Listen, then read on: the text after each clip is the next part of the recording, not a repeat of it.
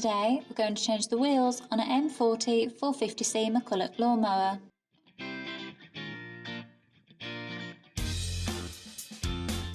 First, remove the wheel cover to access the wheel. Then, using a socket spanner, remove the bolt.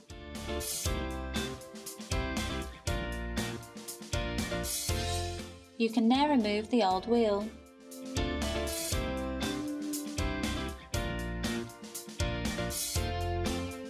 Place the new wheel back on and tighten with the bolt. Then put the wheel covers back on over the wheel and secure. That's how you change the wheels on an M40-450C McCulloch Lawn Mower. All the parts and tools needed for this task are listed in the description below. Please like, share and subscribe if you found this video helpful.